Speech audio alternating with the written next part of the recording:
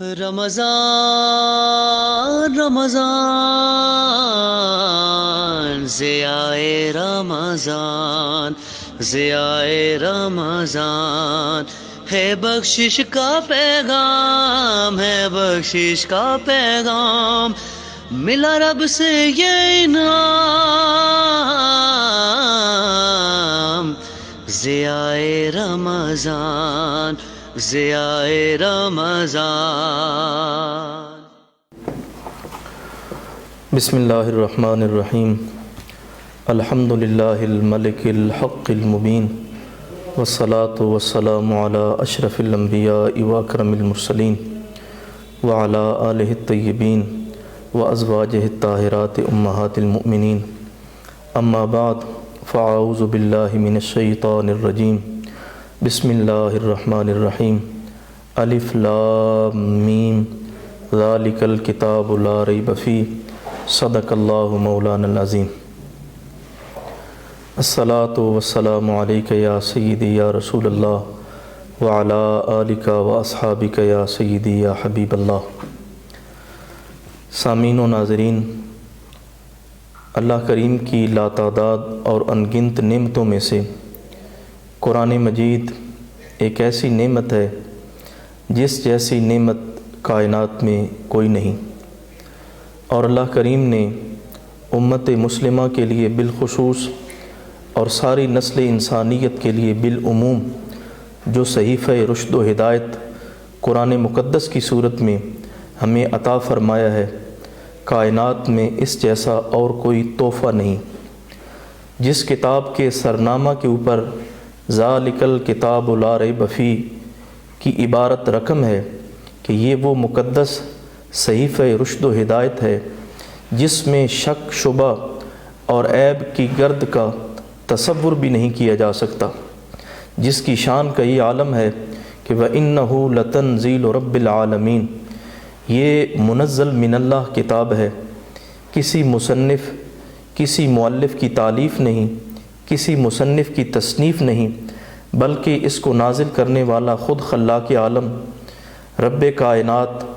لَإِنَّهُ لَتَنزِيلُ رَبِّ الْعَالَمِينَ نَزَلَ بِهِ الرُّوحُ الْأَمِينُ، اور لانے والے حضرت جبریل امین عَلَىٰ قَلْبِكَ لِتَكُونَ مِنَ الْمُنذِرِينَ، حضور سید عالم صلی اللہ علیہ وسلم کے قلب مطہر پر، تاکہ آپ اللہ کے بندوں کو ڈرانے والوں میں سے ہو جائیں۔ یہ وہ صحیفہ رشد و ہدایت ہے جس کی فضائل، جس کے مناقب، جس کے محاسن، جس کی فضیلتیں خود رب العالمین نے اپنی اس لا ریب اور بے عیب کتاب میں بیان فرمائی ہیں، اور مختلف مقامات پر قرآن کریم کی آیات بینات میں اس کی فضیلتوں سے خلاق عالم نے پردہ اٹھایا ہے۔ ابتدائی آیات میں ساری نسل انسانیت کو یہ چیلنج کیا گیا ہے۔ سورہ بقرہ کی اس آیت میں وَإِن كُنتُمْ فِي رَيْبٍ مِّمَّا نَزَّلْنَا عَلَىٰ عَبْدِنَا فَأْتُوا بِسُورَةٍ مِّن مِّثْلِهِ وَادْعُوا شُهَدَاءَكُمْ إِن كُنتُمْ صَادِقِينَ فَإِن لَّمْ تَفْعَلُوا وَلَن تَفْعَلُوا فَاتَّقُوا النَّارَ الَّتِي وَقُودُهَا النَّاسُ وَالْحِجَارَةُ أُعِدَّتْ لِلْكَافِرِينَ۔ فرمایا کہ اگر تمہیں اس میں شک ہو کہ یہ منزل من اللہ نہیں ہے، یہ اللہ کریم کا نسخہ کیمیا نہیں ہے، یہ اللہ کریم کی طرف سے رشد و ہدایت کا پیغام نہیں ہے، تو پھر ساری نسل انسانیت جمع ہو جاؤ اور اس جیسی کوئی ایک آیت لے کے آؤ۔ تو تم اگر سارے لوگ اکٹھے ہو جاؤ اس جیسی ایک آیت نہیں لا سکتے، اور ہرگز نہیں لا سکتے۔ دوسرے موقع پر اسی چیلنج کو تھوڑے اور انداز میں، زوردار انداز میں بیان کیا۔ قُلْ لَئِنِ اجْتَمَعَتِ الْإِنسُ وَالْجِنُّ عَلَىٰ أَن يَأْتُوا بِمِثْلِ هَٰذَا الْقُرْآنِ لَا يَأْتُونَ بِمِثْلِهِ وَلَوْ كَانَ بَعْضُهُمْ لِبَعْضٍ ظَهِيرًا۔ اے میرے حبیب، اپنے غلاموں کو یہ ارشاد فرما دیجیے، اگر روئے زمین کے سارے انسان اور سارے جن اکٹھے ہو جائیں اور اس کلام مقدس کی ایک آیت کی طرح کوئی آیت لے آئیں تو وہ ہرگز نہیں لا سکتے۔ وَلَوْ كَانَ بَعْضُهُمْ لِبَعْضٍ ظَهِيرًا، اگرچہ وہ ایک دوسرے کے مددگار اور معاون بھی ہو جائیں، پھر بھی اس جیسی ایک آیت بھی لانے پر ساری نسل انسانیت اور روئے زمین کے سارے جن اس پہ قادر نہیں ہے۔ اس کی شان اور اس کی عظمت کا یہ مقام ہے کہ جس کے سرنامہ کلام کے اوپر ذالک الکتاب لا ریب فیہ کا جملہ اور آیت کی صورت میں یہ اللہ رب العزت کا اعلان ہے، اور اس کے علوم، اس کے معارف، اس کے رشد و ہدایت کے پیغام خلاق عالم نے لا رطب ولا یابس الا فی کتاب مبین فرما کے سارے کے سارے علوم اس کتاب مبین کے اندر جمع فرما دیے ہیں، اور ساری نسل انسانیت کو یہ پیغام دیا ہے کہ اس کے اندر وہ معجزات ہیں، اس کے اندر وہ انوار و تجلیات ہیں، اس کے اندر وہ مناقب و محاسن ہیں کہ روئے زمین کے سارے انسان اور جن ان انوار کو، ان موتیوں کو، ان علم کے چشموں کو اگر شروع کر دیں سمیٹنا تو ان کے دامن تنگ ہیں، لیکن اس کے انوار، اس کی تجلیات، اس کے فضائل و مناقب انگنت اور بے شمار ہیں۔ یہ قرآن کریم اللہ کریم کی صفت ہے، اور اللہ کریم نے اس صفت کو اس انداز میں بیان فرمایا ہے کہ اس کی اتنی شان ہے، اس کی اتنی عظمت ہے، اس کا اتنا مقام ہے۔ ارشاد ربانی ہے قل لو کان البحر مدادا لکلمات ربی لنفد البحر قبل ان تنفد کلمات ربی ولو جئنا بمثلہ مددا، کہ قرآن کریم کی اتنی فضیلت، اتنی عظمت، اتنا احترام، اتنا وقار کہ روئے زمین کے سارے سمندر اگر سیاہی بن جائیں اور اس سمندر کی سیاہی سے قرآن کریم کی فضیلت کو لکھنا شروع کر دیا جائے تو یہ سمندروں کا پانی جو سیاہی کی صورت میں تبدیل ہو چکا ہے، یہ سیاہی ختم ہو جائے گی، لیکن قرآن کریم کے فضائل اور مناقب ختم نہیں ہوں گے۔ صرف اتنا ہی نہیں بلکہ فرمایا کہ اگر ہم اس جیسا اور بھی سمندر لے آئیں، وَلَوْ جِئْنَا بِمِثْلِهِ مَدَدًا، اس جیسی اور سیاہی لے آئیں تو قرآن کریم کے انوار اور اس کے معارف اور اس کے علوم کے سرچشمے ختم ہونے والے نہیں ہیں۔ تو ساری نسل انسانیت کو یہ ہدایت کا پیغام ہے، یہ بہار کا پیغام ہے، یہ راحت اور عزت کے وہ پیمانے ہیں جو اللہ کریم نے اپنی اس لا ریب اور بے عیب کتاب میں جمع فرمائے، اور اس کی حفاظت کا ذمہ خود خلاق عالم نے اپنے ذمہ کرم پہ لے کے کہا انا نحن نزلنا الذکر وانا لہ لحافظون، ہم خود اس کلام مقدس کو نازل کرنے والے ہیں اور ہم خود ہی اس کی حفاظت کرنے والے ہیں۔ اور یہ معجز اور الہامی کتاب کا عجیب معجزہ ہے کہ اتنے 100 سال ہونے کے باوجود اس کا کوئی ایک لفظ بھی پرانا نہیں ہوا، اس کا کوئی ایک لفظ بھی متروک نہیں ہوا۔ اس کلام مقدس کے 30 پارے اور اس کی 114 صورتیں اور اس کی 6666 آیات ہو بہو جو ہمارے آقا و مولا صلی اللہ علیہ وسلم کے قلب مطہر پہ نازل ہوئیں، وہ ہو بہو آج بھی اپنی اصلی شکل میں موجود ہیں اور اپنے انوار و تجلیات روئے زمین کے اوپر بکھیر رہے۔ اور اس کی شان یہ ہے کہ تؤتی اکلہا کل حین باذن ربہا، ہر لمحے، ہر آن، ہر گھڑی یہ انوار و تجلیات کی بارش ہو رہی ہے، اس سے علوم و معارف کے سرچشمے پھوٹ رہے ہیں، اور ساری نسل انسانیت بیٹھ کر اس کے موتی اکٹھے کر رہی ہے، لیکن ہر لمحے، ہر آن، ہر گھڑی شیریں، میٹھا، خوبصورت، رحمت والا پھل یہ دے رہی ہے۔ تو حضرات گرامی، یہ وہ کتاب ہدایت ہے جو منزل من اللہ ہے، جو ہمارے آقا مولا صلی اللہ تعالیٰ علیہ وسلم کے قلب مطہر کے اوپر نازل ہوئی ہے، اور یہ اللہ کریم کا اپنے بندوں کو وہ عظیم تحفہ ہے جس کی کائنات کے اندر کوئی مثال نہیں ہے۔ اس کے آداب، اس کے فضائل، اس کے مناقب اللہ رب العزت نے خود بیان فرمائے، اور یہ اتنی پاکیزہ اور معطر کتاب ہے کہ اس کی فضیلت کو بیان فرمانے کے بعد اس کی تلاوت کے آداب خود رب العالمین نے ہمیں بیان فرمائے ہیں۔ ارشاد ربانی ہے الذین آتیناہم الکتاب یتلونہ حق تلاوتہ، جن کو ہم نے یہ کتاب رشد و ہدایت عطا فرمائی ہے وہ اس کی تلاوت کا حق ادا کرتے ہیں۔ اور اس کی تلاوت کا حق کیا ہے؟ اس کی تلاوت کے حقوق میں سے پہلا حق یہ ہے لا یمسہ الا المطہرون، قرآن کریم کو بغیر پاکیزگی اور طہارت کے چھونا بھی جائز نہیں۔ ظاہری جسم بھی پاک ہو، روح بھی پاکیزہ ہو، خیالات بھی معطر ہوں، پھر اس کلام مقدس اور کتاب ہدایت کو ہاتھ لگاؤ۔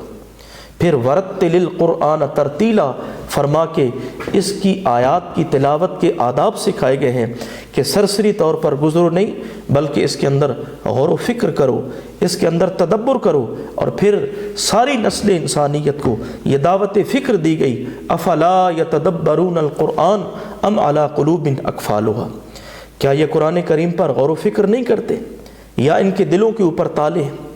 آج امت مسلمہ کی زبو حالی کی بنیادی وجہ ہی یہ ہے کہ وہ کتاب ہدایت جو قانون کی کتاب ہے، جو اصول کی کتاب ہے، جو ہدایت کی کتاب ہے، جو رحمت اور برکت کی کتاب ہے، آج ملت اسلامیہ کے افراد نے اس کتاب کو صرف اور صرف کتاب ثواب سمجھ لی ہے۔ کتاب ثواب کے ساتھ ساتھ یہ کتاب ہدایت بھی ہے۔ نباز عصر حکیم الامت ڈاکٹر علامہ محمد اقبال رحمۃ اللہ علیہ نے اسی طرف امت مسلمہ کی توجہ مبذول کراتے ہوئے ارشاد فرمایا کہ یہ جو کتاب قرآن مقدس کی صورت میں تمہیں عطا ہوئی ہے، یہ کتاب ثواب نہیں ہے بلکہ کتاب ہدایت بھی ہے۔ اس میں نسل انسانیت کو تسخیر کائنات کے گر سکھائے گئے اور عالم اسباب اور عالم وسائل کو مسخر کرنے کے طریقے سکھائے گئے، تو صرف اس کو کتاب ثواب سمجھ رہا ہے۔ اور آپ نے پوری امت مسلمہ کی توجہ اپنے اس شعر میں مبذول کرائی کہ یہ کتاب ثواب نہیں ہے، یہ کتاب ہدایت بھی ہے اور اس میں بادشاہی کے گر ہیں۔ آپ نے ارشاد فرمایا ببند صوفی و ملا اسیری، حیات از حکمت قرآن نگیری، بآیا تشترا کار جزی نیست کہ از یاسین او آساں بمیری، کہ کتاب ہدایت سے تو نے اتنا سمجھ لیا ہے کہ یہ صرف ثواب کی کتاب ہے، کہ یہ صرف ایصال ثواب کی کتاب ہے؟ نہیں، یہ کتاب انسان کو زمین سے آسمان تک پہنچاتی ہے اور آسمان سے ملائے اعلیٰ کے فرشتوں تک پہنچاتی ہے اور ملائے اعلیٰ سے عرش بری تک اس کتاب سے توسط سے پہنچ جاتا ہے۔ اور آپ فرماتے ہیں ارج می گیرد ازو نا ارجمن، بندرا از سجد می سازت بلند، اس کتاب ہدایت کی برکت سے بدبخت نہیں رہتا، وہ خوش بخت ہو جاتا ہے،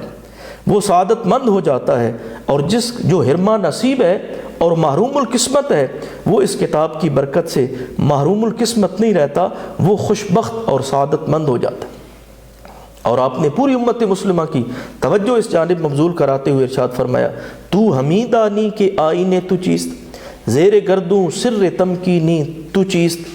آ کتاب زندہ قرآن حکیم، حکمت او لا یزال استو قدیم، کیا تو نے سمجھا ہے کہ تیرا آئین کیا ہے، تیرے زمین کے اوپر رہنے کے گر کیا ہیں،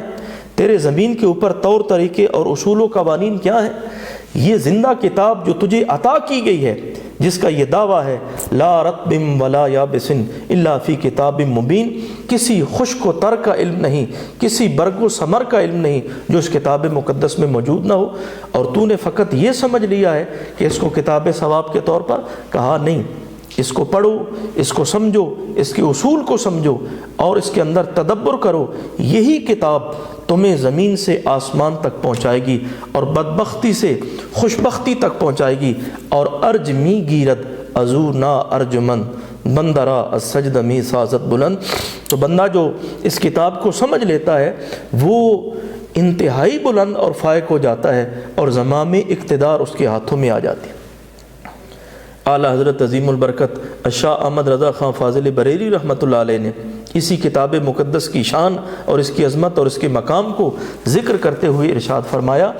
کہ جو ہمارے آقا و مولا صلی اللہ علیہ وسلم کو صحیفہ رشد و ہدایت قرآن مقدس کی صورت میں ملا ہے، اس سے قبل جتنی بھی الہامی کتابیں ہیں، تورات ہے، زبور ہے، انجیل ہے، ان تمام کے اندر ترامیم اور تحریف ہو گئی۔ آج وہ اپنی اصلی شکل میں موجود نہیں ہے، لیکن یہ قرآن کریم کا اعجاز ہے اور اللہ رب العزت کا یہ وعدہ ہے انا نحن نزلنا الذکر وانا لہ لحافظون، کہ ہم ہی اس قرآن کریم کو نازل کرنے والے ہیں اور ہم ہی اس کی حفاظت کرنے والے ہیں۔ آج اپنی اصلی شکل میں قرآن مقدس ہمارے پاس موجود ہے۔ آپ ارشاد فرماتے ہیں کہ تیرے آگے یوں ہیں دبے لچے فصحاء عرب کے بڑے بڑے، کوئی جانے منہ میں زبان نہیں نہیں بلکہ جسم میں جان نہیں۔ اور میں نثار تیرے کلام پر ملی یوں تو کس کو زبان نہیں، وہ سخن ہے جس میں سخن نہ ہو، وہ بیان ہے جس کا بیان نہیں۔ یعنی یہ کتاب ہدایت جو اللہ کریم نے ہمارے آقا و مولا صلی اللہ تعالی علیہ وسلم کو عطا فرمائی ہے، یہ صرف کتاب ثواب نہیں ہے، یہ ہدایت کا پیغام ہے۔ اس میں تسخیر کے اصول ہیں اور اس میں ساری نسل انسانیت کو ہدی للناس کہہ کے ارشاد فرمایا کہ ساری نسل انسانیت جو اس سے استفادہ لینا چاہتی ہے اس کے لیے تمام تر وہ چیزیں موجود ہیں جس کا انسان کی کامیابی کے ساتھ، فوز و فلاح کے ساتھ، ترقی کے ساتھ تعلق ہے۔ اس لیے آؤ اس قرآن مقدس کے اس پیغام کو سمجھنے کی کوشش کریں، جس میں قرآن کریم اپنے ماننے والوں کو اور دوسری اقوام عالم کو اپنی جانب راغب کر کے فرما رہا ہے، افلا یتدبرون القرآن ام علی قلوب اقفالها،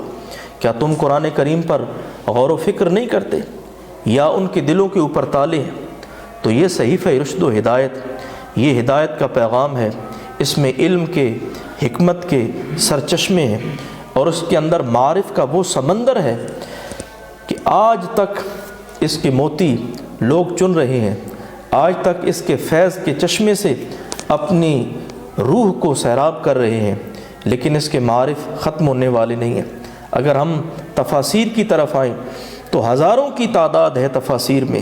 جو لکھی جا چکی ہیں اور لکھی جا رہی ہیں اور صبح قیامت تک لکھی جاتی جائیں گی۔ یہ اس زندہ کلام کا اعجاز ہے کہ اس کے اندر معانی کا، معارف کا، علوم کا وہ سمندر ہے جو خلاق عالم نے اس کتاب ہدایت کے اندر رکھ دیا ہے، اور ساری نسل انسانیت کو دعوت فکر دی گئی ہے کہ وہ لوگ آئیں اور اس صحیفہ رشد و ہدایت سے ہدایت حاصل کریں۔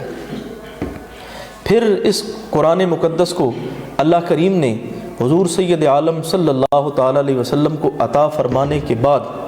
امت مسلمہ کے اوپر بہت بڑا فضل فرمایا اور بہت بڑا احسان کیا، اور پھر امت مسلمہ کے بعد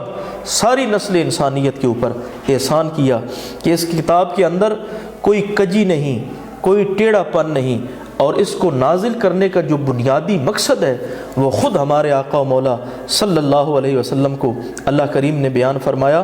کہ یہ جو کتاب ہدایت ہے یہ ہم نے آپ کو اس لیے عطا کی ہے لِتُخْرِجَ النَّاسَ مِنَ الظُّلُمَاتِ إِلَى النُّورِ، تاکہ آپ لوگوں کو مختلف تاریکیوں سے، مختلف ظلمتوں سے نکال کر شاہراہ نور پر اور شاہراہ ہدایت کے اوپر گامزن فرمائیں۔ حضرات گرامی، یہ وہ صحیفہ رشد و ہدایت جس کو نازل کرنے والا خود رب العالمین، جس کو لانے والے حضرت جبریل امین، جن کے قلب مطہر پہ نازل ہوا وہ سید المرسلین، اور جس قوم اور امت کے اوپر یہ قرآن کریم بھیجا گیا وہ قوم اور امت خیر الامم۔ اب اس کے جو تلاوت کے آداب ہیں، اس کے پڑھنے کے جو آداب ہیں، اس کو جو سمجھنے کے آداب ہیں، وہ خود اللہ کریم نے ہمیں عطا فرمائے، اور ارشاد ربانی ہے الذین آتیناہم الکتاب یتلونہ حق تلاوتہ، جن خوش نصیب لوگوں کو ہم نے یہ کتاب ہدایت دی ہے وہ اس کی تلاوت ایسے کرتے ہیں جیسے اس کی تلاوت کا حق ہے۔ گویا کہ قرآن کریم کی تلاوت کے حقوق جاننا یہ ایمان کے اجزاء میں سے ایک جز ہے، یعنی جو صاحب ایمان ہے وہ اس کی تلاوت کے آداب کو سمجھتا ہے کہ اس کی تلاوت کے آداب کیا ہیں، اور پھر اس کی شان اور اس کی عظمت اور اس کی طہارت اور نظافت اور اس کی پاکیزگی کا یہ عالم ہے کہ ارشاد ربانی ہے لا یمسہ الا المطہرون، اس کتاب ہدایت کو بے وضو چھونا بھی نہیں ہے۔ اور پھر ٹھہر ٹھہر کے پڑھنے کا حکم ہے ورتل القرآن ترتیلا، اس قرآن مقدس کو ٹھہر ٹھہر کر، سمجھ سمجھ کر، ہر آیت پہ توقف کر کے پھر پڑھا کرو۔ تو یہ اس کے آداب ہیں۔ رمضان المبارک کی مقدس اور مبارک گھڑیوں میں جن مقدس اور مبارک لمحات میں یہ قرآن مجید نازل ہوا، اس میں قرآن کریم کی تلاوت کا ذوق بڑھ جاتا ہے، اشتیاق دوگنا ہو جاتا ہے، اور اس کی طلب میں اضافہ ہو جاتا ہے، کیونکہ یہ وہ مقدس مہینہ ہے جس مبارک اور مقدس مہینے میں امت مسلمہ کے اوپر خلاق عالم نے احسان فرمایا اور اپنی آخری الہامی کتاب قرآن مجید کی صورت میں نازل فرمائی۔ اس کتاب کو پڑھنا، اس کو سمجھنا اور اس کے اندر غور و فکر کرنا ہر مسلمان کے لیے لازمی ہے اور فرض ہے، اور اگر مسلمان اس کتاب کو سمجھ لے اور اس کو سمجھنے کی کوشش کرے تو اس کے اندر تسخیر کائنات کے سارے گر سکھائے گئے، اس کے اندر سارے وہ علم و معرفت کے خزانے جمع کر دیے گئے ہیں جو انسانیت کی فوز و فلاح کے لیے کافی و شافی۔ تو حضرات گرامی، حضور ضیاء الامت مفکر اسلام مفسر قرآن حضرت جسٹس پیر محمد کرم شاہ الازہری رحمۃ اللہ علیہ نے جو امت مسلمہ کے اوپر احسان فرمایا، اس کتاب مبین کے ترجمہ کی صورت میں، جمال القرآن کی صورت میں، پھر اس کی اردو تفسیر ضیاء القرآن کی صورت میں، جو اپنے الفاظ کے اعتبار سے مختصر ہے لیکن معنی اور معارف کے اعتبار سے اس کے اندر سمندر ہے۔ اگر ہم اس کو پڑھنے کی کوشش کریں، اس کو سمجھنے کی کوشش کریں تو وہ دن دور نہیں جب امت مسلمہ پوری طرح اور پوری آب و تاب کے ساتھ اقوام عالم کے اوپر سرداری کرے گی۔ یہی اس کا پیغام ہے، یہی اس کی دعوت ہے کہ قرآن کریم کو سمجھو، اس کو پڑھو، اس کو سمجھنے کی کوشش کرو اور اس کے معنی اور مفاہیم کو اپنے دل میں بسانے کی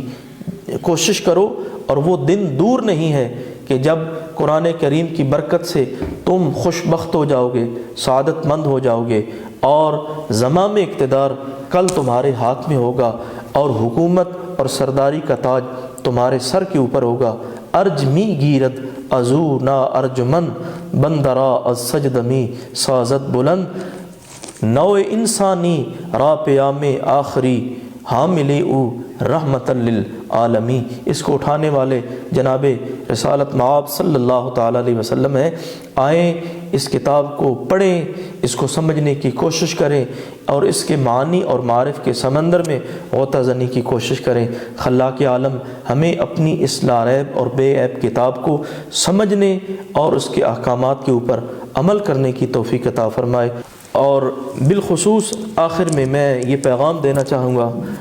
ملت اسلامیہ کے ان خوش بخت افراد کو جن کا علمی ذوق ہے، جو قرآن کریم کے انوار و تجلیات سے اپنے ارواح اور اجسام کو مزین و معطر کرنا چاہتے ہیں، جو